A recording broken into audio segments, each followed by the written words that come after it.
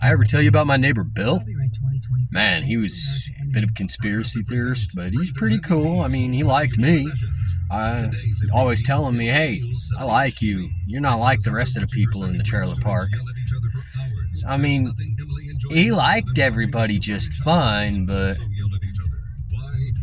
he didn't really see a point in watching Mork and Mindy and drinking beers all the time, so kind of like that I didn't.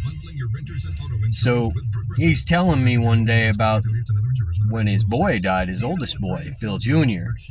I guess there was a carnival came through town and had this ride that spun you around and switched you back and forth with these big couches. And I guess Bill Jr. was hanging out of that thing, yelling and showing off, and got, pow, decapitated. You know, he said they found his head over by the snow cone concession, but, you know, the word around town was more of his head got lodged into the snow cone concession. Like, you'd be walking up to the snow cone concession and you see Bill Jr.'s face all stuck through the window of the fucking thing. It looked like he's trying to take your order. Well,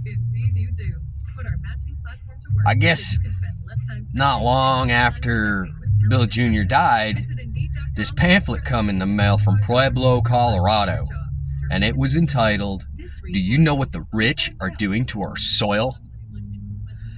And I guess, you know, it's likely. I mean, look at what's going on with all the farmland that's being bought up by rich people.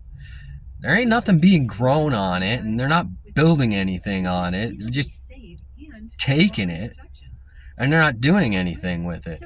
It's not like there's any development plans for these areas. They're just vast open spaces of nothing. They're not even putting solar farms or wind farms on them or nothing. So, according to this pamphlet, they're building landing strips. Yeah.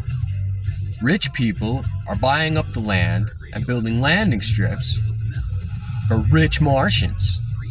So we gotta watch out, because you think we're having a hard time with the rich people controlling this country? Once they control our planet, we're kind of screwed.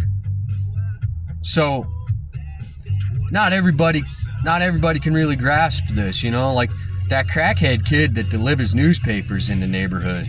He doesn't understand. He doesn't care that the rich people are trying to help Martians take over the planet. Guess that's where we're going now, right? So, old Bill, he was kind of a daredevil himself. I mean, even up in his late 50s, you'd hear him out there on a dirt bike ripping up and down the dirt roads and shit. And, I mean, usually, most of the time, he's only on the back wheel. Occasionally, you'd see him come in on a stoppie, you know, where they roll up on the front wheel. Usually see guys doing this on sport bikes. He was doing this on a CR500. Yeah.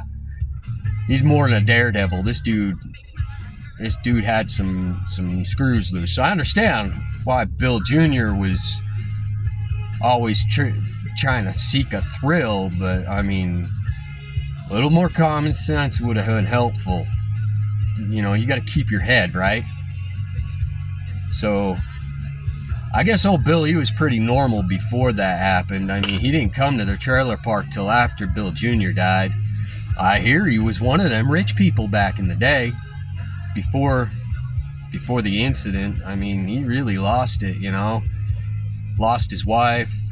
The rest of his kids stopped talking to him. No, nobody but me. I think I was the only friend he had left in the world at that point. So, I mean, I feel for the guy. And he was a bit of a conspiracy theorist, but now that I'm looking at it, you know, them rich people buying up all that farmland, they might just really be building landing strips for rich Martians.